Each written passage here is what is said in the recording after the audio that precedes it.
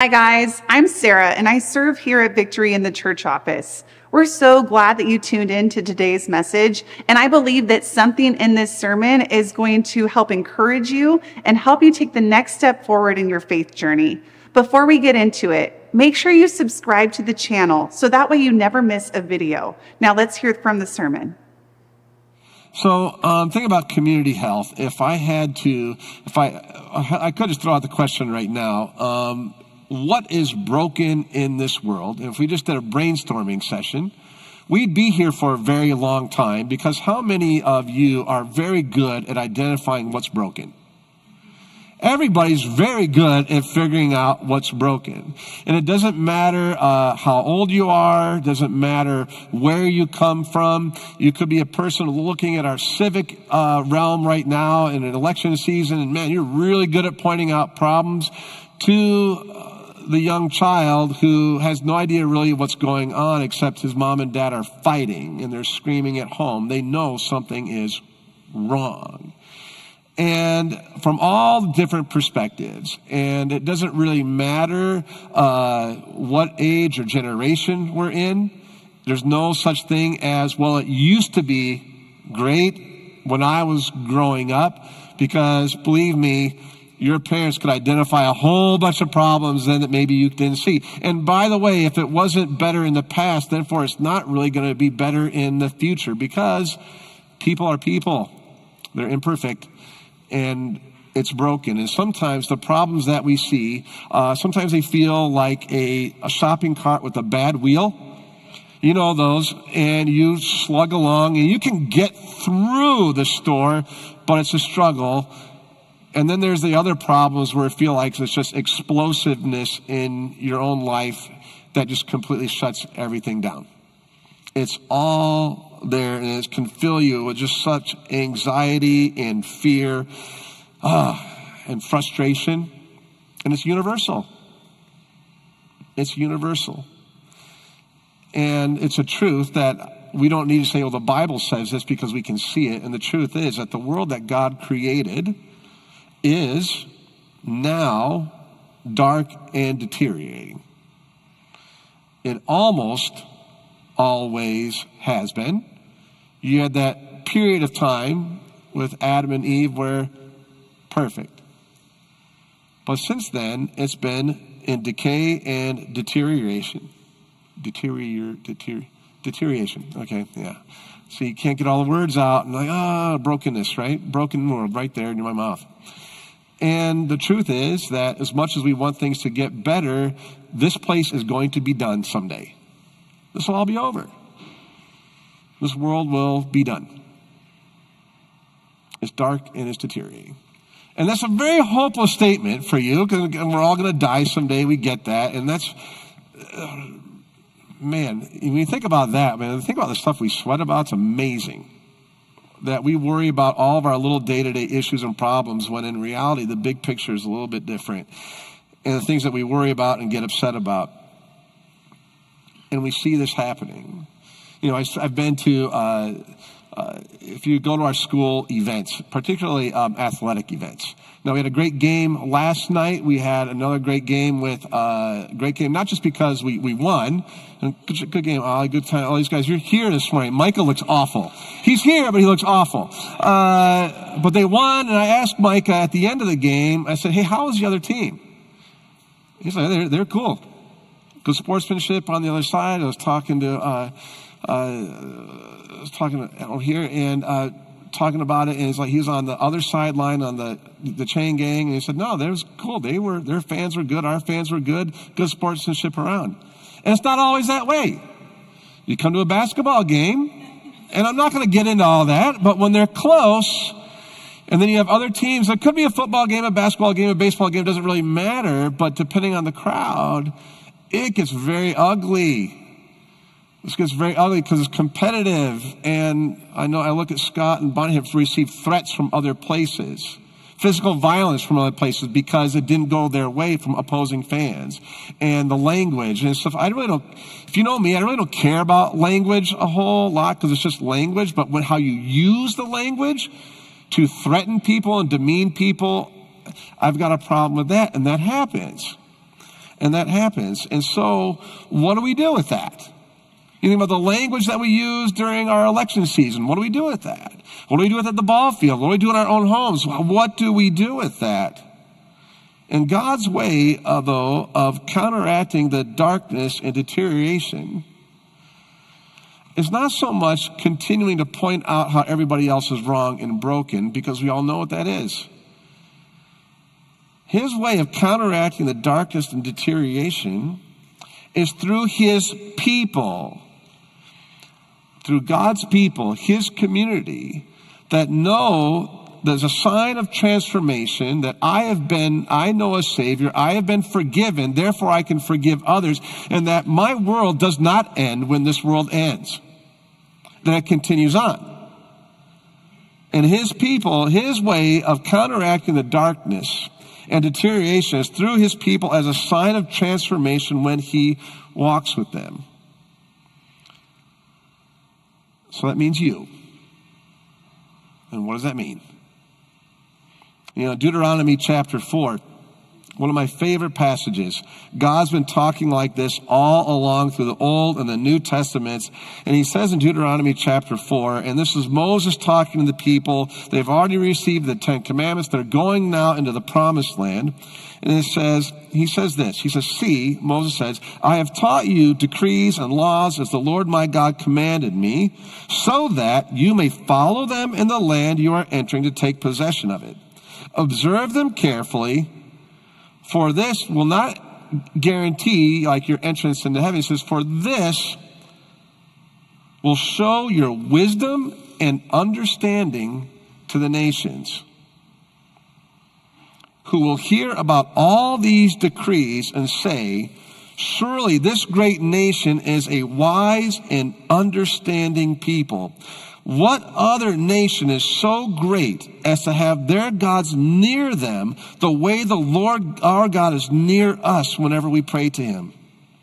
And what other nation is so great to have such righteous decrees and laws as this body of laws I'm setting before you today? Only, though, be careful and watch yourselves closely, so that you do not forget the things your eyes have seen or let them fade from your heart as long as you live. Teach them to your children and to their children after them. You're going to be a light to the world. You are going to be a light to the world. I love that phrase. Who else has a God who's near them when they pray? And they're going to see your wisdom, not in your perfection, but in how you deal with imperfection. And how you work as a community together to protect one another and to love one another. And then he goes on, and Jesus mirrors this language in Matthew chapter 5. He says, you are the salt of the earth. But if the salt loses its saltiness, how can it be made salty again? It's no longer good for anything except to be thrown out and trampled underfoot. You are the light of the world. A town built on a hill cannot be hidden. Neither do people light a lamp and put it under a bowl. Instead, they put it on its stand, and it gives light to everyone in the house. In the same way, let your light shine before others, that they may see your good deeds and glorify your Father in heaven. And it's not about gaining political power. Nothing to do about being in charge of the greater civic community. It's not about gaining political power. It's about transformation in the world and where you are placed. There's a moment in the Old Testament, if you're familiar with the story, where the Israelites had really lost their way. They'd forgotten everything, and so they had to go into exile.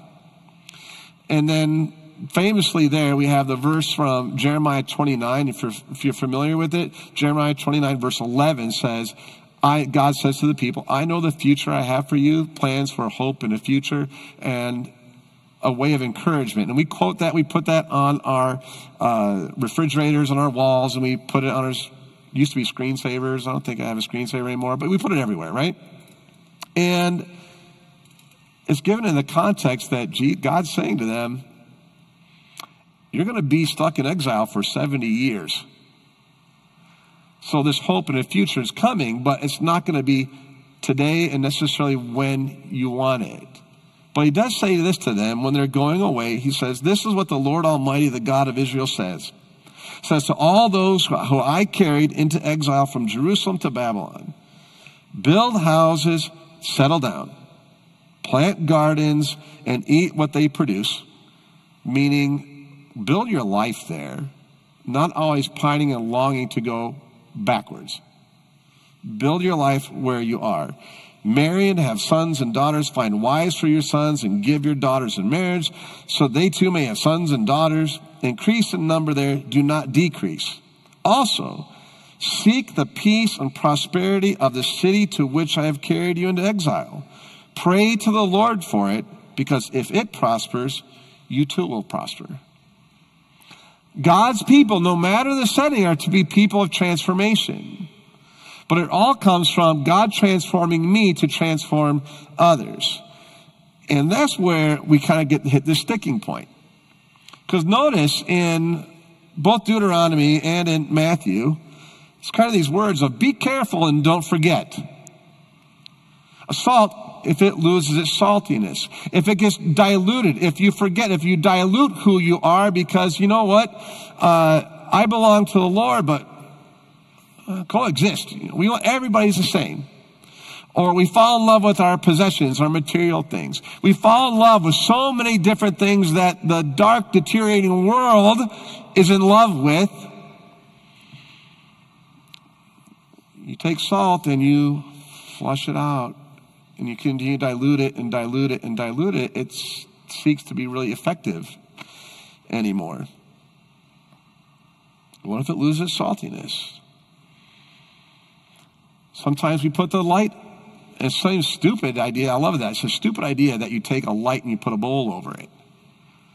But we do that. We have the light of Christ in us, but then in our behavior, actions, and different things, and how we live as people of transformation.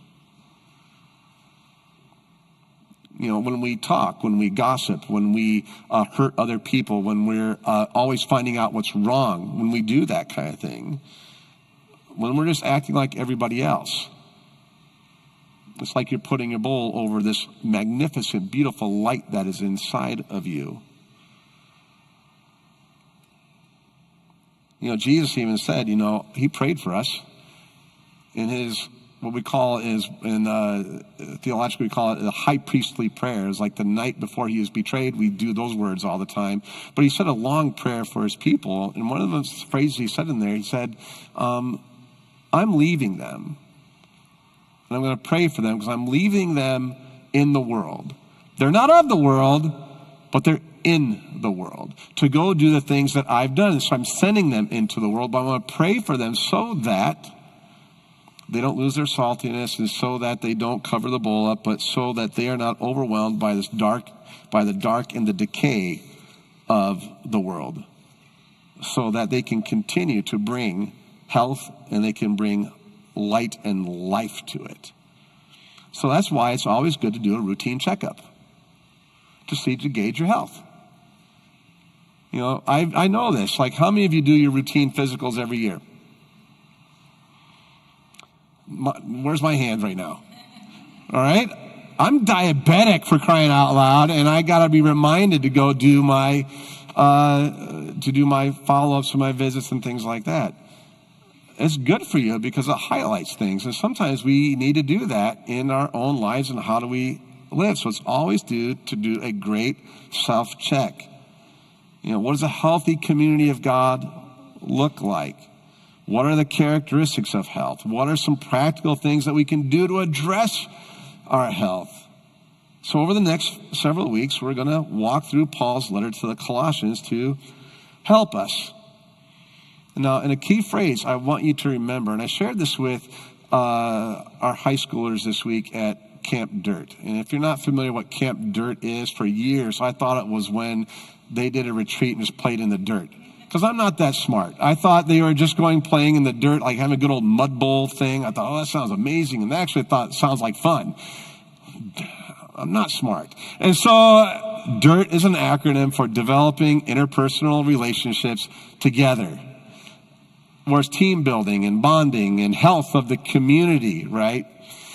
And there is some dirt involved because it's out at a campsite or a campground or a retreat center. But they pull together, and it's this beautiful night in 2 or 3 days sometimes of just coming together in unity and love for one another. But then Monday hits. The world hits. And so I had to remind them that there are going to be times where there's going to be ball games and things like that, even interpersonally, when they're not going to like each other. They're going to come into clash with each other. The stuff's going to happen. And while somebody else might expect a Christian school to be perfect, that's not my expectation. It's not God's expectation, because it's an impossible expectation. But I told them, and I'm telling you, what sets us apart from the world is not perfection, but how we handle imperfection. I'll say it again. What sets us apart from the world is not perfection, but how we handle imperfection. With grace, we handle it with truth. We handle it differently. So we're going to look at Colossians. And we read a part of this earlier, so I'm not going to read all of it again. But we are going to see some stuff in there. And at the time of this letter's writing, the Apostle Paul, this is in the ancient world, he was in prison for declaring that Jesus is Lord and has risen from the dead. He's declaring the gospel, which is another word for good news. And he's in jail for it. Sign of a broken world, correct? He's in jail for shedding light and life to people. He's in jail. Colossae, the church of the Colossians, this was not a church that he had planted, like he planted a number of the churches that we know in the New Testament. Not this one. It's planted by a buddy of his, Epaphras. But word got to him. The news came to him. He heard good things about them. Epaphras was bragging on these people. He's like, it's amazing. But we're struggling with certain things. What do we do? What do we do? So he heard about the pressures that they were facing, and he wrote a letter to encourage them and challenge them. And so in this first section that sets up really the rest of the letter, we'll see the first characteristic of a healthy community of God. And this, that God's people aren't perfect, but they are prayerful. Say that with me. God's people aren't perfect, but they are prayerful. Paul opens with 2 prayers. The first prayer is a prayer of thanksgiving. He is praying and he's thankful for this church. He's thankful to hear about his faith in Jesus. He's thankful to hear about his love for all God's people. He's thankful for the hope that they have. All these things are salt light. He's just thankful for it. He's thankful. And then the second prayer is that they grow in wisdom and spiritual understanding. While you may be great, you're not grown. And sometimes we just think we're great. You're great, but you're not grown. I wish I'd put that on a slide. That just came out. All right, so thank God. You're great, but you're not grown. Grow in wisdom and spiritual understanding. Wisdom for how to move about in this world. To do what God's called us to do. And understanding that they're not a finished product. That they need God's power. And they're reminded, he reminds them that they have been rescued. They are not great on their own, but they were rescued from darkness and put into the kingdom of light. Into the kingdom of Jesus. And by his grace, they are included. And that we have been connected to a much bigger story than what is happening even in our present time. So, going forward, over the next several weeks, I want you to start including 2 prayers. One, thank God for victory. Thank God for your church. Thank God for your school. Thank God for your resource center. Thank God for the people, not the programs, but thank God for the people of victory. Because a lot of times The world looks at the darkness and deterioration, and we focus on what we don't have instead of what we have. We focus on the problem, we focus on what's unbroken versus what's good. And we think about this place as a home for so many people. This place, your week doesn't go on unless you're here together. As community, your week just doesn't go right. This place is a safe place for children and families. This place is the nexus where many friendships have started and blossomed for lifetimes.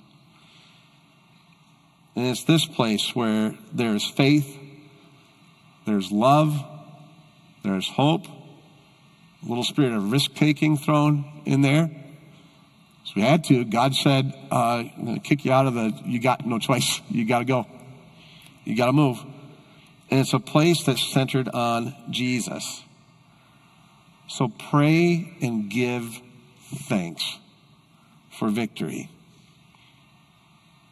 But also pray during these next 8 weeks and beyond.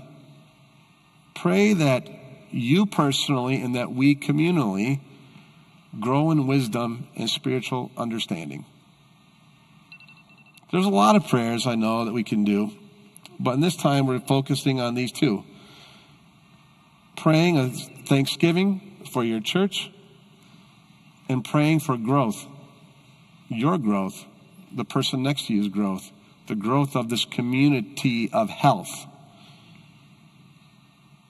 Pray that we grow in understanding and in wisdom so that we are able to live in such a way that we're not being influenced by the community that brings darkness and decay, but we're influencing the community with light and life. So which one would you want to be? I challenged the kids this year, and I said the other night, I'm like, how the school year goes is on you. Do you want to be a community of light and life or a community of death and decay? Which one do you want to be? How many of you today, please give me a show of hands, all right, want to be part of the light and life? Okay.